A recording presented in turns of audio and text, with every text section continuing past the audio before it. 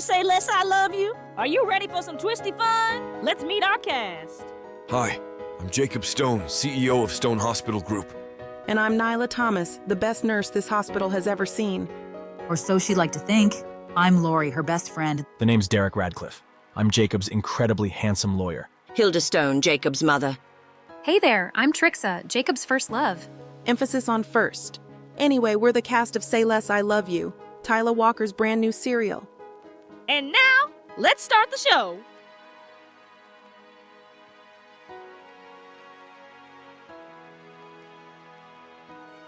Chapter 83.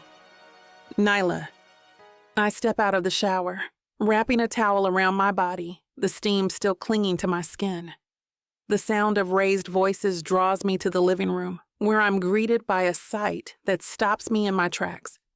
Kevin stands at the door, his taut, bare ass on full display, facing off against a visibly upset Jacob. My heart races as I take in the scene, the tension palpable in the air. "Look, man, you need to leave," Kevin says, his tone firm but casual. Jacob's face contorts with anger. "Who the hell are you to tell me what to do?" I quickly intervene, not wanting this situation to escalate. "Kevin, go back to the bedroom and put some clothes on. Now." As Kevin turns to comply, I notice the sweater he's using to cover himself, the one Jacob gave me. The sight of it being used this way by another man sends a jolt through me. I face Jacob, steeling myself for the confrontation. "What are you doing here, Jacob?" His eyes bore into mine, a mix of hurt and fury swirling in their depths.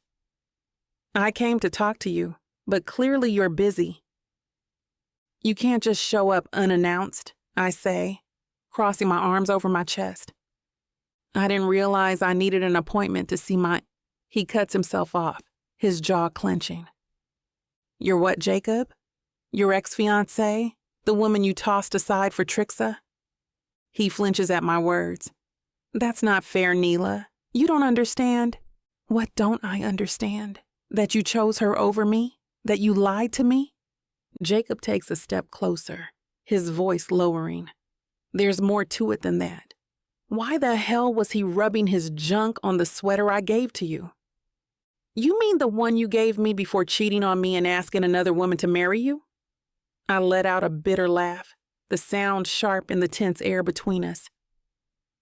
"If everything between us was fake, Jacob, why are you acting like a jealous ex right now?" Jacob's jaw clenches, his eyes flashing with hurt and anger. "It wasn't fake, Nyla. You know that?" "Do I?" I challenge, stepping closer to him. "Because from where I'm standing, it looks like you got exactly what you wanted. Control of the hospital, an engagement to Trixa. What more could the great Jacob Stone possibly need?" He reaches for me, but I step back. "Nyla, please, let me explain." "Explain what?" I snap, cutting him off. "How you tricked me into thinking we had a future. How you made me believe in us, only to turn around and betray me. I'm done, Jacob. I'm done being a pawn in your game." Jacob's face falls, his voice dropping to a near whisper. "It's not a game. I want to be with you." I cross my arms, fixing him with a hard stare. "Really? Or is this about my grandfather's treatment? Is that why you're here, to make sure your precious deal stays intact?" He flinches at my words, and I press on. "If that's the case, fine. I'll play along to save my grandfather. But I need to know where I stand. No more games, Jacob. No more lies." The silence stretches between us, heavy with unspoken words and broken promises. I watch as Jacob struggles, his composure cracking under the weight of my accusations. "Nyla," he starts, his voice rough with emotion. "I never meant to hurt you. Everything got so complicated." I stand my ground, drawing strength from the anger coursing through my veins. "I'm not your rag doll anymore, Jacob. I've got my own connections, my own resources. You don't get to waltz in here and act like you own me." Jacob's eyebrows shoot up, skepticism etched across his face. Connections? What kind of connections could you possibly have? Don't test me, I warn, my voice low and dangerous. You'd be surprised what I've learned recently. He scoffs, taking a step closer. Is that so? Enlighten me, Nyla. What grand revelations have you stumbled upon? I clench my fists, resisting the urge to shove him.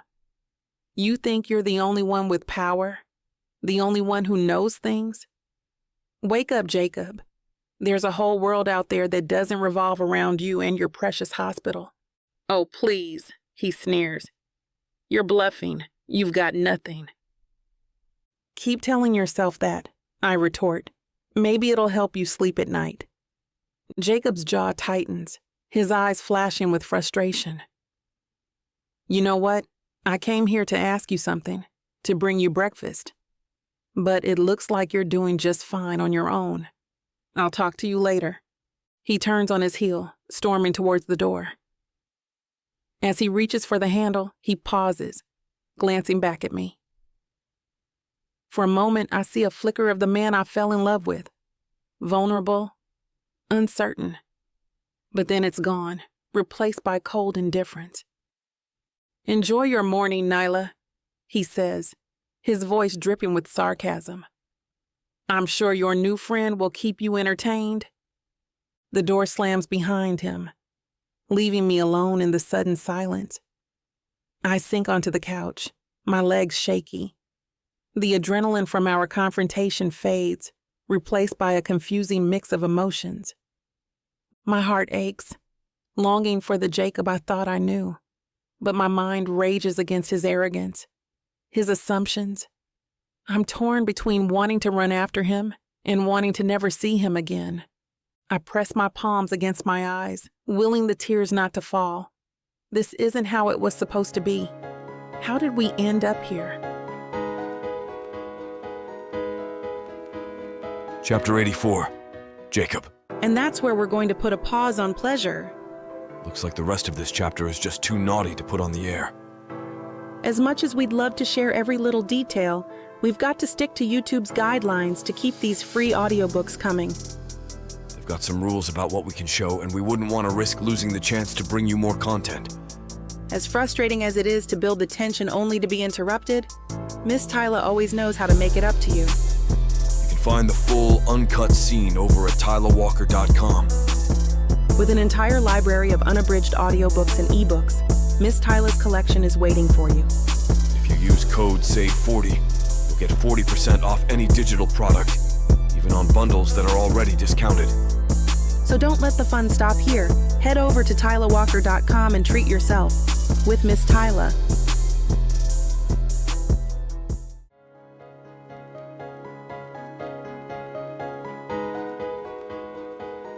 Chapter 85. Nyla. I step out of my apartment building with Kevin, the cool morning air hitting my face like a much-needed slap of reality after Jacob's unexpected and infuriating visit.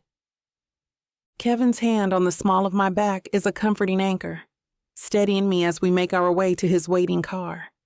His touch sends a tiny shiver up my spine, a welcome distraction from the storm of emotions swirling inside me. You okay? Kevin asks.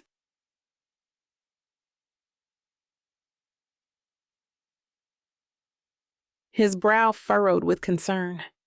His deep brown eyes search mine, and for a moment I'm tempted to spill everything. I nod, forcing a smile that I hope looks more convincing than it feels. Yeah, just a lot happening. I run a hand through my hair, trying to shake off the lingering tension. Nothing I can't handle, though. The drive to First Republic Bank is mercifully quick, the early morning traffic still light. As we pull up to the imposing building, I take a deep breath, steeling myself for whatever comes next. We enter the grand marble lobby, and the hushed atmosphere envelops us like a thick, expensive blanket. The click of my heels on the polished floor seems obscenely loud in the quiet space. A discreet attendant approaches, his crisp suit and carefully neutral expression, practically screaming old money. His demeanor exudes professionalism, but I can't help feeling like he's silently judging my off-the-rack dress. "Good morning. How may I assist you?" he inquires softly, his voice barely above a whisper. Kevin steps forward, all business. His confident demeanor is a stark contrast to the butterflies doing somersaults in my stomach. "We're here to access a safety deposit box left to Miss Thomas by Marcus Swan," he states firmly. The attendant nods, his eyes flickering to me. I can feel his gaze assessing me, probably wondering what connection I could possibly have to someone important enough to warrant a safety deposit box in this swanky establishment. Of course. "May I see some identification and the key, please?" I fumble in my purse, my fingers feeling thick and clumsy. After what feels like an eternity, I produce both items. My hands tremble slightly as I hand them over, the weight of the moment settling on my shoulders like a lead blanket. What could Marcus Swan have possibly left for me, and why here of all places? "Everything appears to be in order," the attendant says after a moment, his tone maddeningly neutral. "Please follow me." He leads us down a hushed corridor, our footsteps muffled by the plush carpeting. The walls are lined with framed paintings that probably cost more than my yearly salary. We arrive at a private room, and the door closes behind us with a soft click, sealing us in a cocoon of privacy that feels both comforting and suffocating. "Your box is here," the attendant indicates, gesturing to a single safety deposit box embedded in the wall. It looks so small and unassuming, yet I can't shake the feeling that whatever's inside is about to change my life. "I'll leave you to it. Should you need anything, please don't hesitate to use the call button." As he exits, I take a deep breath, trying to steady my nerves. Kevin's presence beside me is reassuring, but it's not enough to quell the storm of emotions swirling inside me. With trembling hands, I reach for the box, ready to uncover whatever secrets Marcus left behind. As the door closes behind him, I turn to Kevin. "This is it," I breathe. Kevin squeezes my hand. "You've got this, Nyla." With a deep breath, I insert the key and turn it. The lock clicks open, and I pull out the box. My heart races as I lift the lid, revealing another box, smaller, sleeker, but unmistakably locked. "What the hell?" I mutter, turning the new box over in my hands. "There's no key for this one." Kevin leans in, examining it closely. "Looks like we need a second key. Any idea who has it?" I shake my head, frustration building. "No, nothing. God, even from beyond the grave, he's making this difficult." "Maybe there's a clue somewhere," Kevin suggests, his lawyer brain kicking into gear. "Did he leave you anything else? A letter, maybe?" I rack my brain, trying to remember every detail of my brief interaction with Marcus. No, just the key to this box, which apparently only leads to another locked box. Fantastic. Kevin's hand on my arm is comforting. "Hey, we'll figure this out. Marcus wouldn't have left you this if he didn't intend for you to open it." I nod, but the disappointment is crushing. What secrets lie within this second box? And more importantly, where the hell is the second key? I stare at the sleek, unyielding box in my hands, frustration bubbling up inside me. "Damn it, Marcus," I mutter, turning it over and over, as if a secret latch might magically appear. "Even from the grave, you're playing games." Kevin leans in, his breath warm on my neck. "Maybe there's something we're missing. Is anything else in the first box?" I set the smaller box down and rummage through the larger one, my fingers probing every corner. Nothing. "Nada," I sigh, slumping back in my chair. Just more questions. "Hey," Kevin says softly, noticing my distress. We don't have to figure this out right now. Let's get out of here, grab some coffee, clear our heads. I nod, grateful for the reprieve. As we leave the bank, the weight of the mystery box in my purse feels like a ticking time bomb. Whatever secrets it holds, I'm certain of one thing. My life is about to get a whole lot more complicated. You think you can catch me? You think you can tame me? Oh, I know I can. And you know it too, baby. I gotta tell you, you're not the first to try. But don't worry, baby. I'll be the last. With sass like that, maybe I'll be the one that needs to tame you. Let's cut to the chase, big boy. What you selling me? Your appetite is big AF. I have just the thing that'll satisfy you. Oh, really? And what's that? Over 120 hours of romance audiobooks. Brought to you by Tyla Walker Romances in the Big AF audio bundle. 120 hours? That sounds amazing. Your knees won't work afterwards if I do my job right. Don't make promises you can't keep. Well, I can keep this promise. Because these audiobooks are unabridged with all the spicy scenes that will make you put your earbuds on. You know, Tyla can get freaky because she marked the bundle down by 69% for a limited time. I can't wait to take this bundle for a ride. Visit TylaWalker.com and get this audio bundle. Just don't start listening if you're going to be cooking dinner. Because you might just forget to feed your family. TylaWalker.com. Escape your life with Tyla.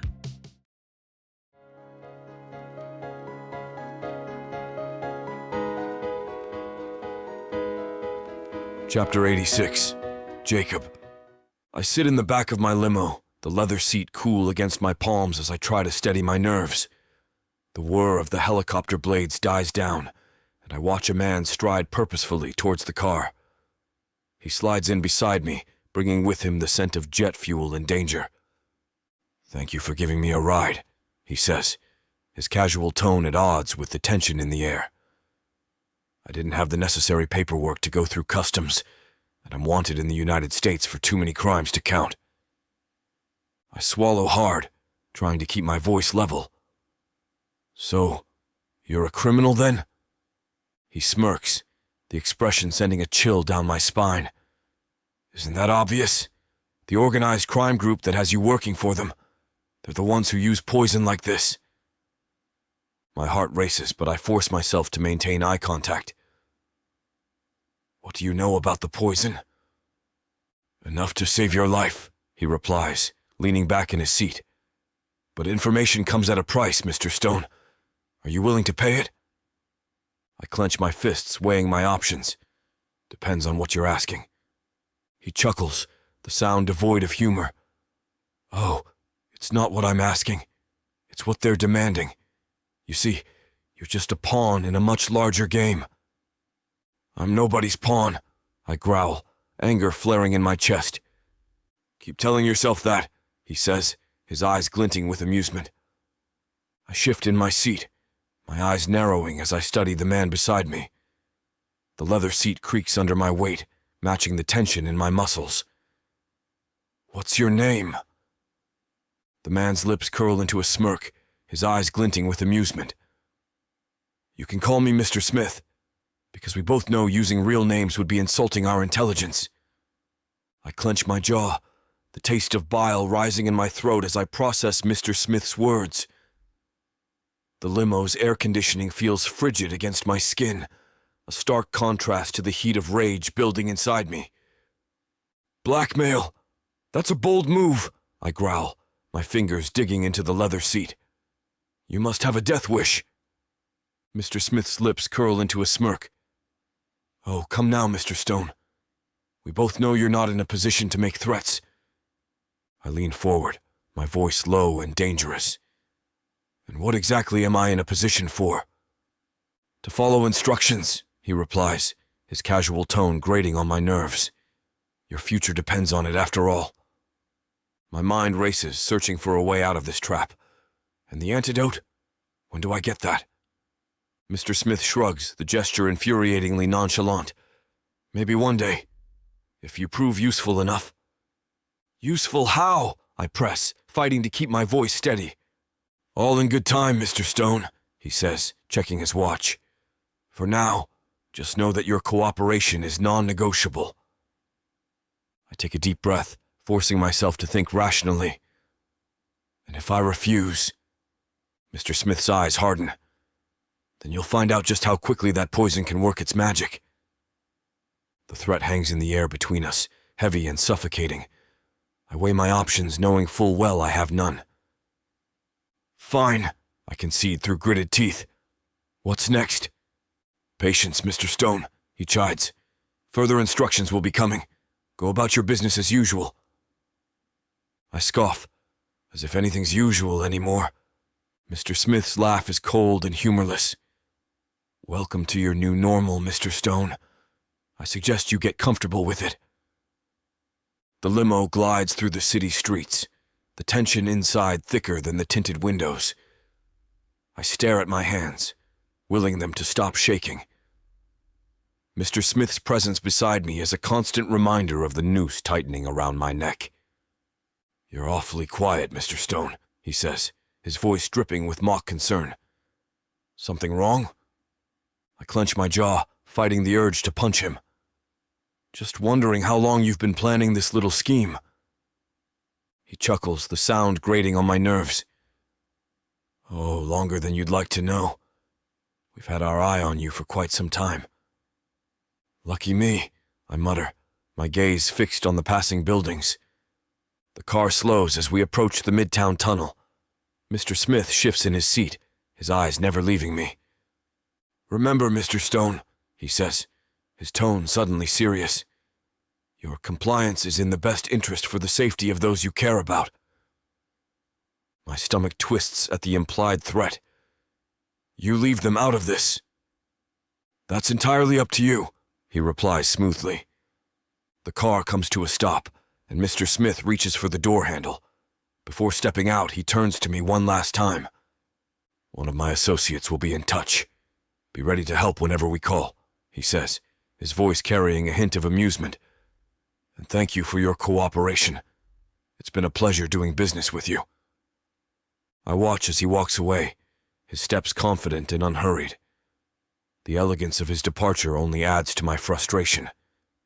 A smooth criminal indeed. As the limo pulls away, I slump back in my seat, my mind reeling. What have I gotten myself into? And more importantly, how the hell am I going to get out of it? The city blurs past the window, but I barely notice. My thoughts are a chaotic mess of fear, anger, and uncertainty. One thing's for sure. Nothing will ever be the same again. I thought I was getting a fake marriage, but I didn't know my story was being told by Miss Tyla. This isn't just any fake marriage, now is it? No, you introduced me to the devil. Come on, girl, Jacob isn't that bad. Oh, I love Jacob. His family, on the other hand? Beggars can't be choosers, Nyla. You should be grateful I even let Jacob Stone look your way. I just wanted to save my granddaddy. Is that so bad? Why couldn't you let this be a normal fake marriage? Instead, you put me in a twisty story filled with money, betrayal, power, and lies. Let's not forget love. That's what keeps me going. But not gonna lie, Miss Tyla. This story you got me in ain't the simple fake marriage, happy ending I thought it would be. It's not. Because where would be the fun in that? Treat yourself to Say Less I Love You. Tuesdays and Thursdays. New seasons premiere every month. Or skip the wait and grab the full series bundle from TylaWalker.com for 50% off. Treat yourself with Miss Tyla.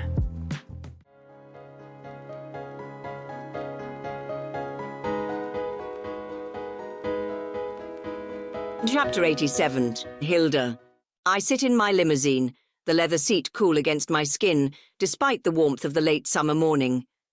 My eyes narrow as I watch Keira Knight exit her building, her ponytail swinging as she jogs down the sidewalk. The moment she rounds the corner, I nod to my security team. Let's move, I say, stepping out of the car. The click of my heels on the pavement echoes in the quiet street as we approach the building. The doorman's eyes widen as we near. Ma'am, I'm afraid I can't. I cut him off, producing a folder from my bag. I believe you'll find everything in order. I purchased this building this morning. He fumbles with the papers, his face paling. I see. My apologies, Mrs. Stone. Please, go right ahead. As we enter the lobby, one of my security personnel, a burly man named Frank, leans in. Did you really just buy this building to get into that lady's condo? I don't break stride as I reply, yes, I'll have my broker sell it in the morning. It's of utmost importance that we get what we came for. Frank whistles low. That's some serious cash to drop for a morning's work. Money is a tool, Frank. Nothing more. I press the elevator button, my reflection in the polished doors staring back at me. And I always use the right tool for the job.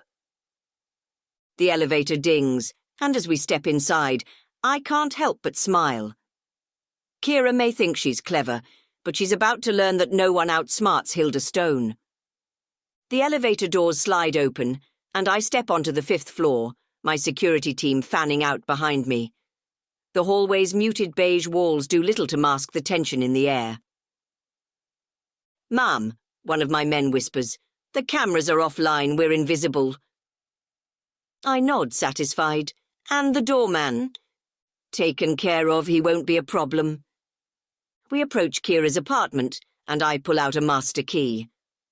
The lock clicks open and we enter silently. The living room greets us, a testament to academic modesty. Bookshelves line the walls, crammed with well-worn volumes. A small desk in the corner groans under the weight of papers and a laptop. "Start searching," I command. "Leave no stone unturned." As my team disperses, I make my way to the kitchen. The countertops are cluttered with half-empty mugs of coffee and takeout containers. I wrinkle my nose. "How can anyone live like this?" I mutter, rifling through a stack of mail. Frank appears in the doorway. "Nothing in the bedroom so far, Mrs. Stone. Just clothes and more books." I wave him off. "Keep looking, there has to be something here." My fingers brush against a leather-bound journal, tucked beneath a pile of bills. I pull it out, flipping through the pages. Useless. I tap my foot impatiently, the sound echoing through Kira's cluttered apartment. My team's methodical search grates on my nerves. Time is of the essence, and every second we linger increases our risk of discovery. "Mrs. Stone," one of my security members, a young man named Tom, calls out from the bedroom. "I think I've found something." I stride into the room, my heels sinking into the plush carpet. Tom holds up a small ornate box, his eyes questioning. "Is this it?" he asks, offering it to me. I snatch the box from his hands, my fingers trembling slightly as I pry it open. Inside, nestled on a velvet cushion, lies a single key. My breath catches in my throat. "This looks like the kind of key First Republic Bank uses for safety deposit boxes," I say, unable to keep the satisfaction from my voice. I turn the key over in my palm, feeling its weight. "I'm pretty sure this is it." Frank appears in the doorway, his massive frame blocking out the light from the hallway. "What now, boss?" I snap the box shut, tucking it into my purse. "Let's stage a little more damage to make it look like a robbery, and then we leave." Tom's eyebrows shoot up. "You want us to trash the place?" I roll my eyes. "Use your imagination, but don't go overboard. We want it to look like a random burglary, not a vengeful ex." Frank chuckles, cracking his knuckles. "I've always wanted to do this legally." As my team sets about creating controlled chaos, I survey the room one last time. My eyes land on a framed photo of Kira and a young girl, Nyla, no doubt. I pick it up, studying the faces of the woman who dares to threaten my family's legacy, and the girl who's unwittingly become a pawn in our game. "Sorry, dear," I murmur before letting the frame slip from my fingers. It shatters on the floor, glass scattering across the carpet. Frank appears at my side, We're done here, Mrs. Stone. Time to go. I nod, adjusting my purse on my shoulder. The weight of the key inside feels like victory. As we make our exit, leaving behind a scene of carefully crafted disorder, I can't help but smile. Keira Knight may be brilliant, but she's about to learn that no one outsmarts a stone. This is it, baby. This is what you can get me that'll make me happy. You know I'll get you whatever you want. All you need to do is ask me and I'll give it to you. This ain't just it. This is everything I could ever want. Now I'm curious. What does a strong, sassy woman like yourself want so badly? Baby, you know what I want? I can't wait to hear. The Big Baddie bundle from Tyla Walker. It has everything I need. 20 ebooks with over 1 million words of sassy romance and spice that'll keep you on your toes. 10 audiobooks containing over 60 hours of that seductive voice telling me naughty things all night long. You don't need an audiobook for that, baby. Right here. You may be fine and all, but no one tells it like the way Miss Tyla does. And I need her in my life. The Big Baddie bundle is everything you need. You can get it for 80% off. Go to TylaWalker.com to browse the bundles that earn you the best deals. It's time you treat yourself. Because you deserve it. Escape your life with Miss Tyla.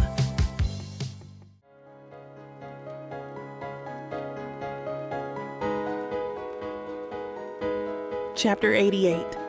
Nyla. I jog towards Keira in strawberry fields, the morning sun warming my skin. My heart races, not just from the run, but from the anticipation of sharing my news. As I approach, I see Keira's eager expression. "Hey, sweetheart," Keira says, pulling me into a quick hug. "All right, I need to hear all about this date you had." I catch my breath, grinning. "It's Kevin Shaw. He's amazing." Keira's eyes light up. "Oh, tell me more. What does he do?" "He's a lawyer at Shaw, DeBendy's, and Drecker. Handles big cases, real power player." "Sounds impressive," Keira nods approvingly. "Can he take care of you?" I laugh. "Trust me, that's not an issue. But there's so much more to him than just his job." Keira leans in, a mischievous glint in her eye. "Then let's get to the good stuff. Is he cute? What's his butt like?" "Mom!" I exclaim, but I can't help giggling.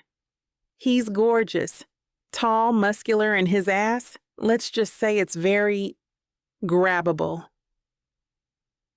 "That's my girl," Keira winks. "Now, the important questions. How does he eat it? How big is he?" My jaw drops. "I can't believe you're asking me this." "Oh, come on," Keira nudges me playfully. "I'm not just your mom, I'm your friend, and friends dish about this stuff." I bite my lip, torn between embarrassment and the desire to share. "Fine. He's attentive, like really attentive. And his tongue, God, he's good." Keira claps her hands together. "That's what I'm talking about. And the equipment? Jesus, Keira," I laugh, shaking my head. "It's substantial, and he knows how to use it." "Atta girl," Keira grins. "Sounds like you've got yourself a keeper." I laugh nervously, shaking my head at Kira's candid questions. Wow, I've never had a mother ask me stuff like that before. It's different. Keira grins, wiping sweat from her brow. "Get used to it, kiddo. I'm not your average mom." As we jog past a cluster of elm trees, I remember the safety deposit box. Oh, speaking of unusual things, Kevin helped me retrieve a key Marcus left me. Keira stops dead in her tracks, her eyes widening. "Wait, he gave you a key? Was it to a First Republic Bank safety deposit box?" I nod, confused by her sudden intensity. "Yeah, why?" Keira grabs my arm, her grip tight enough to leave marks. "We need to go back to my place. Now." Her voice carries an urgency I've never heard before. "What's going on?" I ask, struggling to keep up with her suddenly quickened pace. My legs burn as I push myself to match her speed. I have a key too, she says, her voice low and urgent, barely audible over our heavy breathing. I've needed a second key to open it for years. This could solve everything. God, I can't believe I didn't think of this sooner. I sprint alongside Kira, our feet pounding the pavement as we race back to her apartment. My heart hammers in my chest, a mix of exertion and mounting anticipation. Sweat trickles down my back, and I can feel my ponytail coming loose. We burst through the lobby doors, ignoring the doorman's startled look and his half-formed question. The elevator ride feels interminable, each floor ticking by too slowly. I tap my foot impatiently, willing the damn thing to move faster. As soon as we reach Kira's door, I know something's wrong. It's ajar, hanging off its hinges like a broken tooth. A chill runs down my spine. Damn, Kira mutters, pushing it open with a trembling hand. The scene inside makes my stomach drop to my feet.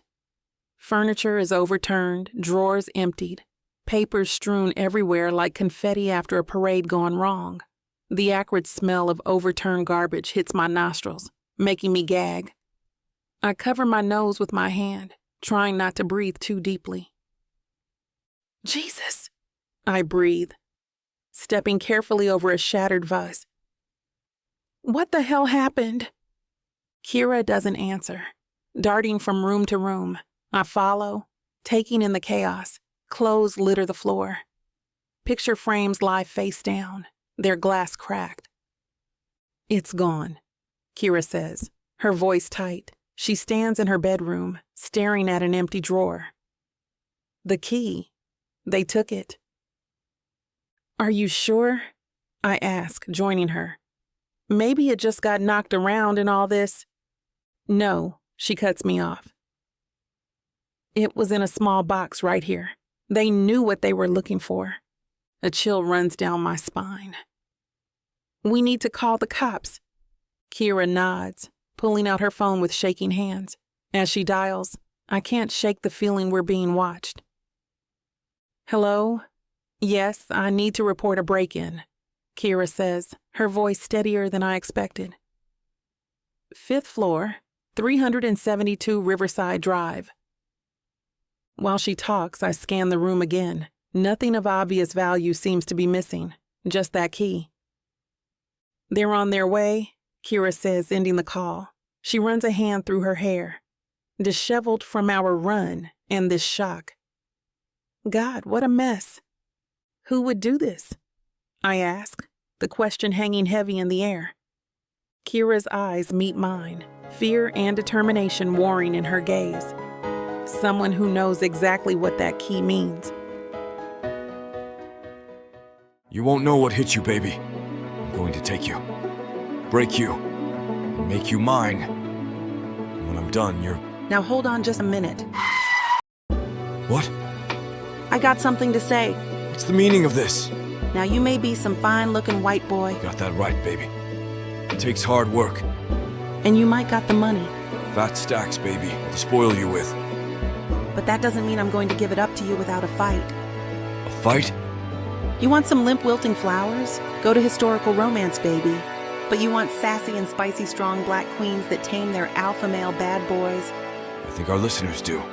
Then you go on and look at Miss Tyla's Bougie Brides and Billionaires audio bundle. 50 hours of me whispering the most romantic things in your ears. Fake marriages, alpha male billionaires, strong black women, steamy scenes that will make your eyes roll back. And everything wrapped up in a happily ever after that will put you in an afterglow. Use code SAVE40 to get 40% off this bundle and any other digital product in Miss Tyla's store. Unabridged and uncut. Just like you, You're gonna have to find out. Tyla Walker Romances. Escape your life with sassy romance.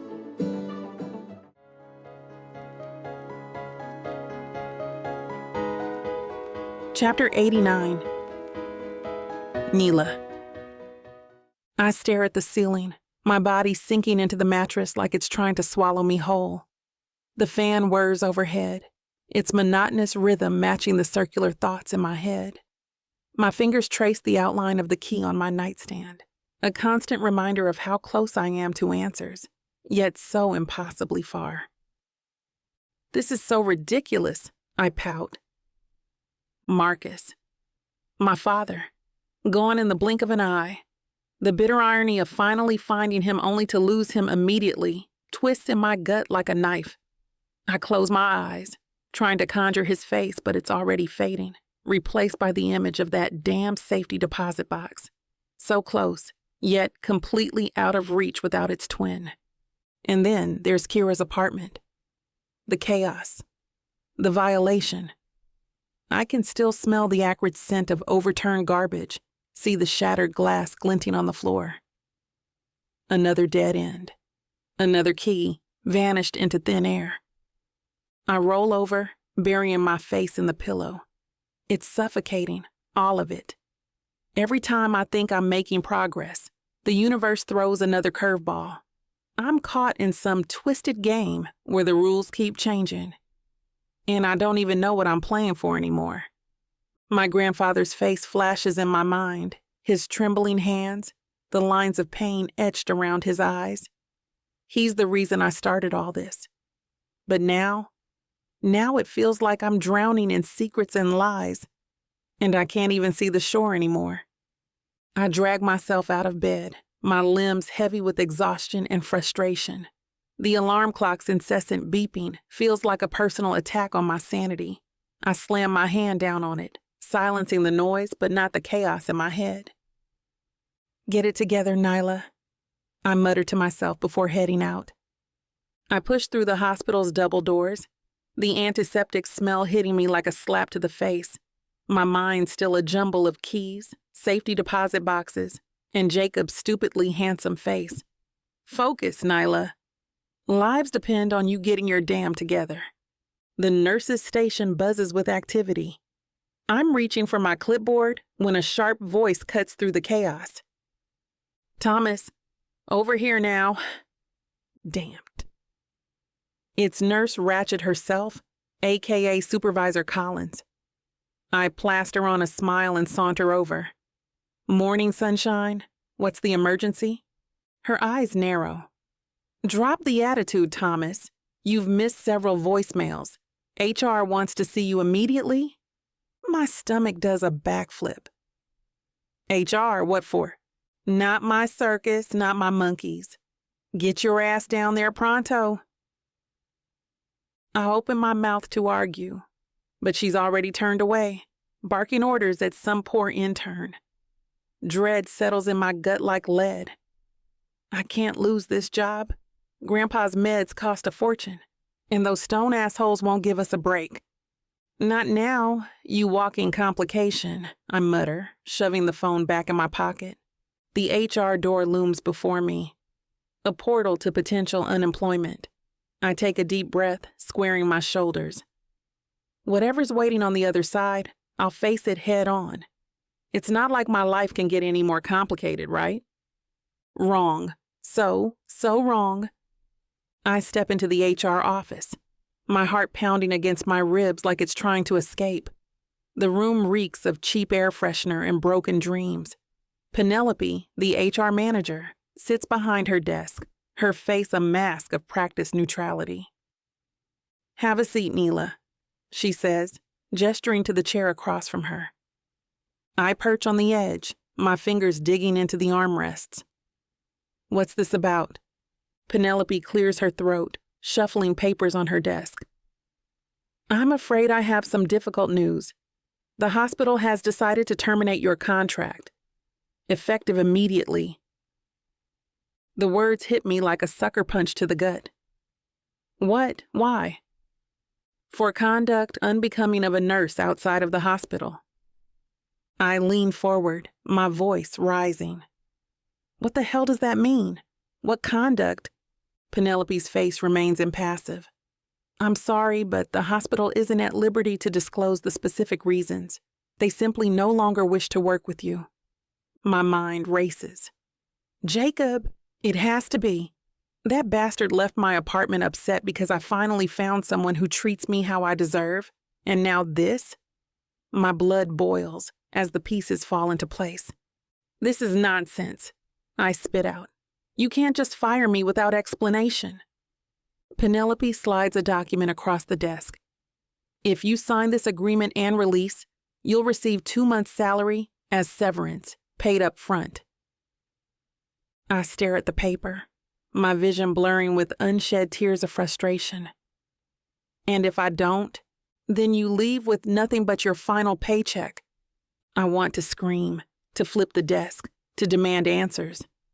But Grandpa's face flashes in my mind. His meds, the bills. I can't afford to walk away empty-handed. With a shaking hand, I grab the pen. You know this is wrong, I mutter as I scrawl my signature. Penelope takes the paper, her eyes avoiding mine. I truly am sorry, Nyla. I hope you understand this isn't personal. I stand, my chair scraping against the floor. Oh, it's personal, all right. Just not for you. As I storm out of the office, my mind's already plotting. Jacob Stone thinks he can push me around? He's about to learn what happens when you back a Thomas into a corner. I storm out of HR, my blood boiling and my fists clenched. The nerve of these people, firing me without explanation. This has Jacob Stone written all over it. I march towards the elevators, jabbing the button for the penthouse suite with enough force to hurt my finger. The ride up feels endless. My mind races, replaying every interaction with Jacob.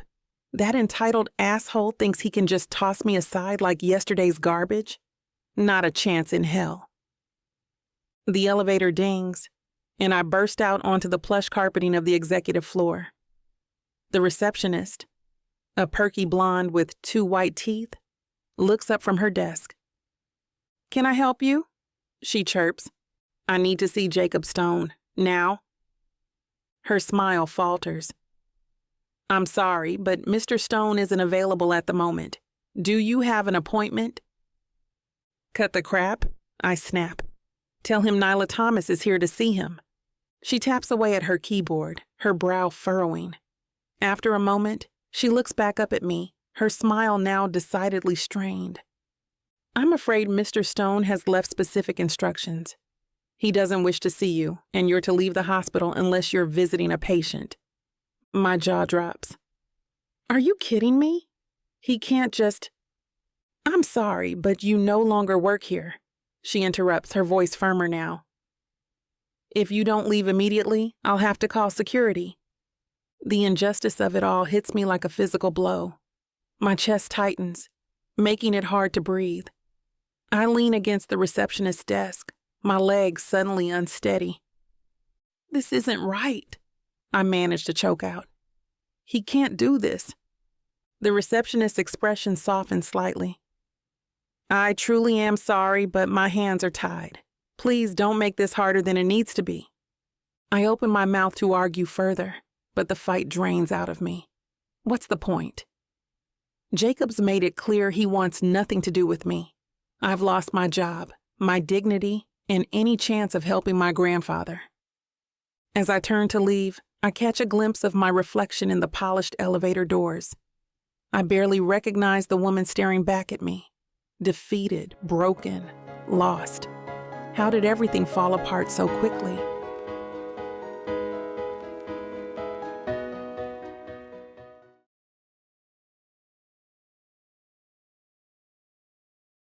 Hey fam, so whether you're Team Kevin or Team Jacob, can I just say I'd pay good money to be that sweater that Kevin was using to cover up his junk. Because if he used his hands to do that to me, let me just say I'd be in heaven. But what do you think about Jacob firing Nyla? Talk about petty, huh? Or do you think he was justified? Let me know in the comments. It's getting crazy now here, folks, and you're not gonna want to miss what we have in store. Find out next time on Say Less I Love You.